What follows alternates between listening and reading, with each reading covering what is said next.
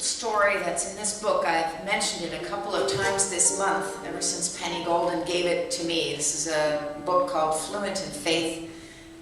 It's about religious language in Unitarian Universalism, which is not always a simple combination. This is a little story that starts the chapter called Talking the Talk. A few years ago, a friend told me of a conversation that occurred one gentle summer evening when her son Nathaniel and his father sat on their deck in a quiet lull before bedtime. The breeze was light and there was a smell of cut grass in the air. As the sun dropped lower and the sky became streaked with rose and orange, Nathaniel's chatter slowed and his attention drifted away from the toys around him. He sat quietly, chin in hands, just watching the changing colors, deeper oranges, the beginnings of lavender and amethyst, the burst of red on the horizon as the sun disappeared. His voice was reflective as he asked, "What makes the sun go down?"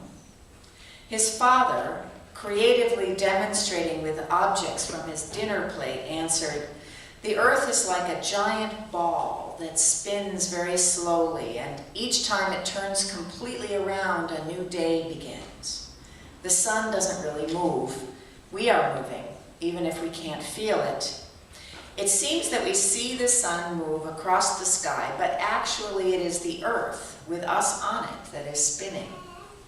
The sunset happens when the earth turns away from the sun." Nathaniel listened and watched the demonstration, then looked out at the horizon and said simply, "Oh, I was hoping it was God." The father looked again at the sky, then set aside his demonstration, seeing beyond the science in his mind to the beauty and amazement before his eyes. Together, father and child sat quietly as the colors continued to darken and the blessings of the night sky settled around them.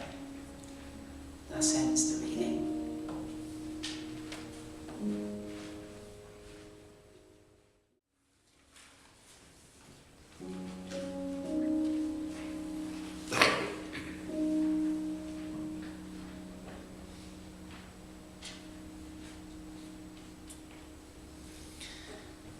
So, how did you get your religious education, as we call it, as a child?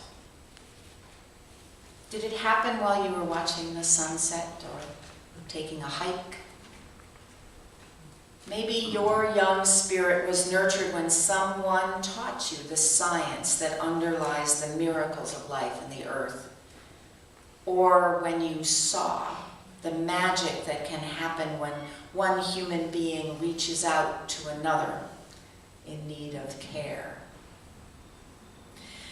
Peter says that his formative lessons in goodness and truth came from countless Sunday evenings in church basements as his parents dragged him to one urban league meeting after another as they were plotting to make their city a better, fairer, less racist place. Perhaps for you it happened in Sunday school, or CCD, as Catholic churches used to call those after-school classes, where the focus was catechism. And catechism seems mostly all about memorizing precise answers to unpronounceable questions. And those questions deal with mysteries that no precision could ever explain. It's a strange and kind of a wondrous combination. Other Sunday schools are all about morality and how angry God is at sin in the world. And others, actually most of the religions in the world, aside from Christianity, don't actually talk about the feelings of a divine being at all. They teach rules about living, ways to dress and eat and speak and behave toward others, or how important poetry is in life. This is orthopraxis rather than orthodoxy, if you think about it. Orthodoxy means a way of thinking and a right way of words, and an orthopraxy or orthopraxis is all about how you behave. So all this may seem unimportant. Children, it's true, rarely understand or remember these lessons that, after all, don't usually have very much to do with everyday life. But it matters. Children pay attention to what the grown-ups around them are teaching, sometimes through words, and always through their actions. Frankly, we Unitarian Universalists are struggling with this thing that we call RE, religious education, or as it is increasingly known, faith development. And the fact that we're struggling is more than a little ironic, since it was the first American Unitarians and Universalists who, way back 200 years or so ago, paved the way, because they had this new idea that children were actually good, that children possessed uncorrupted spirits. And this was in stark distinction from their Calvinist cousins, who thought of children as little savages who needed their animal natures literally beaten out of them. This is actually the way the predominant thinking was. And then along comes William Ellery Channing, who was the dean, the founder of American Unitarianism, who developed the original model for what we now call ceremonies of naming and dedication, child dedication. I understand that hasn't happened at UUC for a while, and I look forward to doing that here. It's a moment of acknowledging a particular child by his or her name, and a time for the congregation to speak up and say, yep, we know who you are. We know who you are, and we will stay with you and your parents as you grow. It was Channing who developed that. It was Channing who said that the most important people in the church were the teachers, the most important people. 100 years later, a woman named Sophia Lyon-Fahs pioneered a new chapter in religious education. She developed classes that were actually about life, not dogma, and human goodness, and practicing that in the world, and talking, engaging children in conversations where people hadn't done that before either. These are really strong traditions, and we draw on them. And in some ways, they no longer work as well as they used to. Churches struggle. Lots of churches struggle to find the right religious educator to have on staff, to train teachers, to craft programs that are good enough, that are compelling enough that today's very busy parents and children will actually make time for it. And churches struggle, always struggle, to find enough money to pay for those good programs. The numbers indicate that we're not quite making it. Unitarian Universalism is holding its own in terms of adult membership, but enrollment in religious education in children and youth programming is falling. Not catastrophically, but steadily. And that's been true for a decade or so. And teenagers are not returning to Unitarian Universalism when they become adults. Something needs to change, for if our religious tradition is to survive us, it will be because our children choose to take our seats when we leave them. We're struggling and we're learning. Looking closely at our faith development programs today, it seems to me it's possible both to see where we're vulnerable and where some of the most exciting innovation is happening in our congregations. For one thing, I think we're more willing to actually teach children and youth about religion. That may seem obvious, but my youngest son, Charlie, brought home to me some of the gaps in what used to be traditional RE programs when he stood up in the big church in Providence and gave his coming-of-age credo speech when he was 13, and the title of it was, "Where is the R in RE?" where's the religion and religious education, and talked about how ironic it was that he was expected to say what he believed when he'd spent many years hearing about kittens and puppies and birthdays. And he's kind of a harsh young man, but the teachers really appreciated it. So we are actually willing now and eager to teach children about religion, about the different religions in the world, and they are different. There are some few common moral truths that run among religions, but in fact there are real differences as well. And if we're going to be respectful toward those different religions, we need to learn what they are. And we're more ready, I think, to find ways to do that and to support parents as their child's primary teacher without necessarily tacking it on as one more set of lessons that have to be taught and learned in a classroom. This is not easy, and we need to invent as we go, and we definitely need to work beyond the traditional roles of minister and DRE and volunteer teacher. But if Channing could change the prevailing wisdom in the 19th century and Sophia Foz could do it in the 20th, then I think we can do it in the 21st. I'll give you just a couple of examples. In Lancaster, Pennsylvania, where Peter and I were the ministers until a year or so ago, it so happened a few years ago that the church's Green Sanctuary program needed to find a multi-generational project in order to get certified as a green sanctuary. And it also happened that the 5th and 6th grade class that year included 2 kids whose parents were more and more worried about the dangers of invasive species and excited about the idea of native plantings.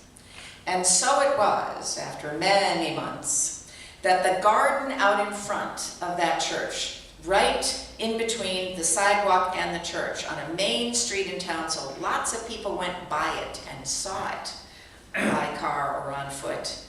That garden became a demonstration site for an environmental group in the city, or a collaboration between that group and our faith development program. All of the old plantings were taken out and were replaced by native species of grasses and flowers, along with a very cool rain barrel with a solar-powered irrigation system. Isn't that awesome? The kids in the class, and a lot of the adults too, but the children took the lead. They had to plant, they had to weed, they had to water, they learned the science, and they also learned about politics and patience and the church budget. Because they had to raise money, and they had to deal with the disappointment, the very real disappointment of some of those long-term members who had in fact created the old garden and loved it. Worship associates that year had to figure out how to work in garden themes throughout the year.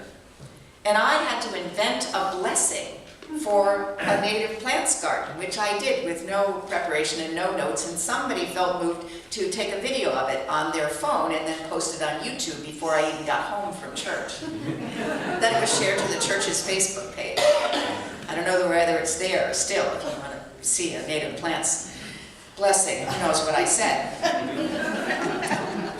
There was another church that I worked with briefly in California that, when I was there, had just completed their first year-long program that they called the Age of Reason.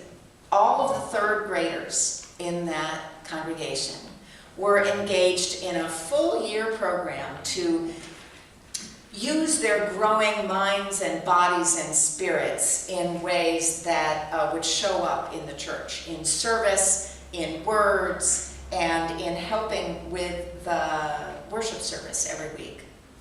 I was there right after the service that the 3rd graders had put on for the rest of the congregation, and I can tell you that the pride that I heard over and over was not just the parents of those children and the children themselves, but the whole congregation that understood in some very real ways how they were helping these kids grow up. When I was thinking about becoming a minister, I would debate with myself about whether it was a good thing to do. I thought a lot about church. the good parts and the not so good as I thought of them. I even said it out loud several times. Things like, if being a minister meant preaching and talking to people, I'd do it in a second. But all the frustrations and the politics and the committee meetings and the worries about the budget, I don't know. I don't know about that. I was right about that stuff being hard. What it took me a while to figure out is that it is the hard stuff that comes in between preaching and pastoral care that actually makes the church. Churches get created in the making of a budget, in the greeting of visitors, in remembering older people, in staying at the board meeting when one feels so strongly like running out of the room. Oh, some of you also know.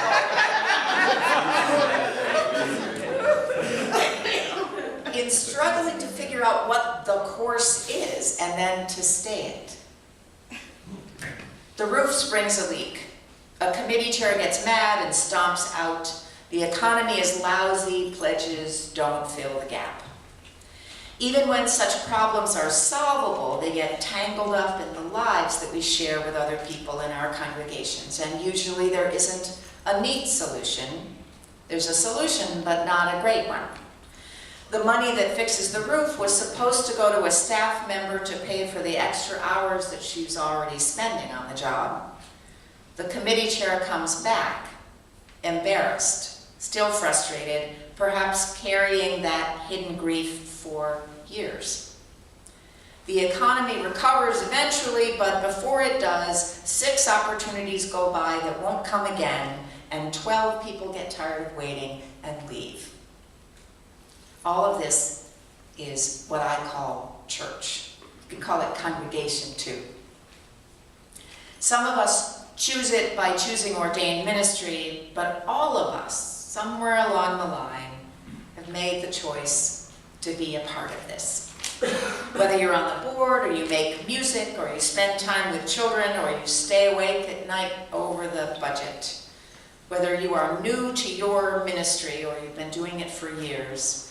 Whether you even use the word church without cringing because of your being here and doing what you do. You are making the choice to believe in at least what this one particular congregation might be in your life, in your children's lives, and in the world. So why do we do it? Why do we choose church? I can think of a few reasons. Because too many people think that the right way to live is to divide the world into good and bad, identifying the bad people by the way they look or talk or where they live or worship or who they love. They think it's okay to hate. Some people choose church because children grow up in that world, and parents can't be a whole village by themselves. Some families barely get from day to day, struggling with addiction or illness, or loss of employment, or a gut-wrenching fear about how they and their kids can even survive. And some children come into a family from a not safe place, already knowing how fragile life can be, so their parents choose a church that can love them through it all. Our Unitarian Universalist churches believe that the world needs people who know that they are good, that they have gifts which they are called to use, that there is a community that knows them and loves them enough to challenge them to become the person they long to be, but are actually a little afraid to think about. A few years ago, in a church where I was the minister, the youth group went on a pilgrimage to Boston, which meant a tour of the UUA and visiting all kinds of historical sites and spending a lot of money or not, at Quincy Market and going to Concord and seeing Emerson's house. It's a wonderful thing to do. And this particular church had developed a habit, a practice of going on Sunday to worship in Salem, at the first church in Salem, where they would be happy to explain to you that they are the oldest Unitarian church in the country. And they still recite something called the Salem Covenant that was written in 1629. They say it every Sunday in this church. And so on the way there, on the bus, I read it to the kids so that they would be somewhat familiar with it, and then they recited it with everyone else during the service. This is how it sounds. We covenant with the Lord and with one another, and do bind ourselves in the presence of God to walk together in all his ways, according as he is pleased to reveal himself to us in his blessed word of truth. So the youth group and I talked about freedom and covenant and what it means to bind oneself to a covenant and walk together. Our religion is based on the belief that when people are free, they can know what's good and true and right. Not because we make it up, but because we stick together and pay attention to what is revealed to us by God or the world or our conscience or experience. Pick your noun. And then we make a church where those convictions are central, and we do what we need to do to keep it healthy and whole. Our Puritan forebears would be horrified to hear people take this teaching about free congregations and interpret it to mean that we just get to listen to the people who already agree with us and do what feels good today. That's not what they had in mind when they talked about freedom. That freedom is supposed to serve a much larger purpose, a purpose no less large than making more beauty in the world. So on this particular trip to Salem, I have read the covenant to them on the bus, and we've talked, which mostly meant that I talked, and you never know if they're actually hearing anything that you're saying.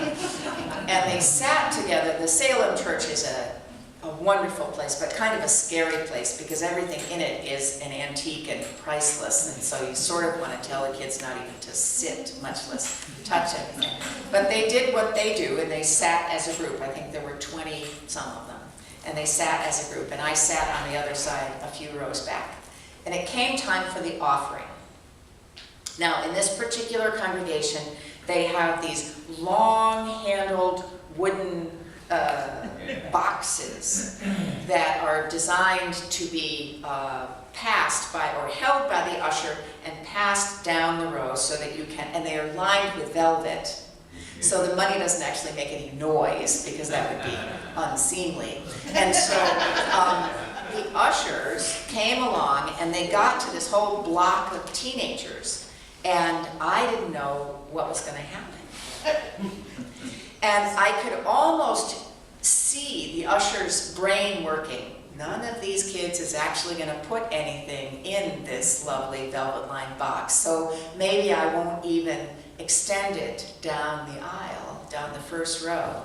And then one brave and bold and thoughtful teenage girl was fishing around in her wallet and actually came up with $1 or two and sort of had it out there so the usher could see it. And then all of the other children sort of fishing in their pockets and their backpacks and their wallets, and the ushers, with surprise, decided that in fact they gave money to this church, where they'd never been before and where they would never be again, but because it stood for something that they were a part of and that was important.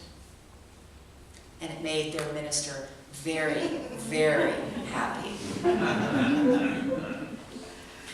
This congregational polity thing, this free religious association, is indeed hard. It is supposed to be. And it's supposed to be good for us, because we hesitate with all this responsibility and freedom, and then we choose. To choose church and stay when it disappoints as well as when it delights. To meet the challenges that arise as if there were a gift to be discovered. Working with a person who reminds you just a bit too much of your mother or your former husband.